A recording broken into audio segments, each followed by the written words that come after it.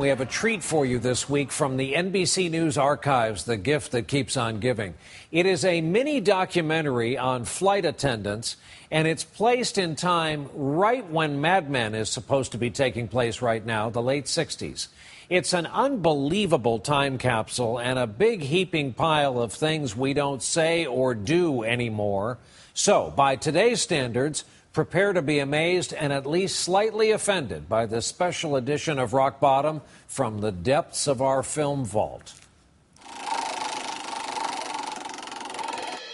Basic training for stewardesses is meant to turn a girl into a woman. The airline gives her beauty tips, a sense of responsibility, and a practical trade. But you're likely to end up with something less than a full-time jet sophisticate or an Occidental geisha. Feeding and caring for a plane load of passengers can be as glamorous as a stint behind the counter at the 5 and 10.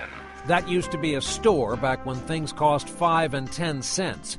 But we move on to the class where they learn how to make the cabin announcements. Please note, they are the same inane announcements we passengers still enjoy today. It's in this room where they all learn to say those little gems like, or wherever your final destination may be. But this one's a bit dated.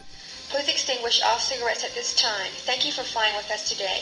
We also get to hear what life is like for these women. Flying to me has been exciting, sometimes just plain fun. You learn so much about life, people. Really, really fun. Many of the girls have answering services. Now many of the girls have modern voicemail.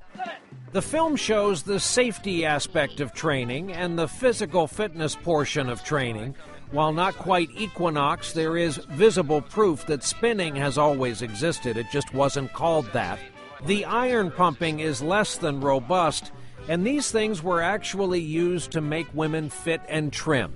And that's another thing. It's all women. Back then, the men only flew the plane. The gender roles are so dated, they're bracing to hear. Stewardesses, like jetliners, must be slinky sex symbols. Pilots can be homely and bald. Back in the cabin, listen for the clue that times have changed. When we are airborne, we'll be serving you dinner. There it was right there. If you guessed dinner, you'd be correct. Even the building is supposed to impress our impressionable girls.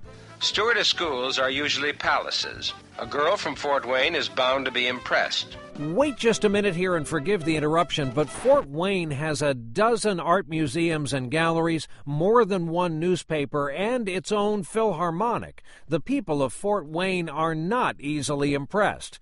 Now back to our NBC News feature presentation. This cocktail is then placed on a tidbit tray and served to the passenger.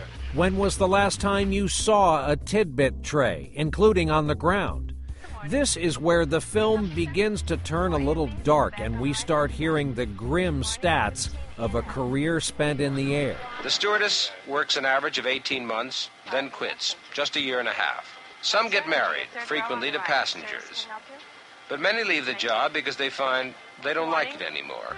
So what have we learned? Flight attendants had a tough job back then, back when flying was glamorous. And now most planes are buses with wings. They charge for everything that used to be free. Planes are crowded and passengers haven't gotten any nicer. Some of them need to be duct taped to their seats. The lesson here, unless they're not nice to you, be nice to your flight attendants. It's still a tough job serving customers in an aluminum tube hurtling through the air. And a bunch of them are up in the sky right now, either just starting a long voyage or hoping to get home by the end of the week late on a Friday night.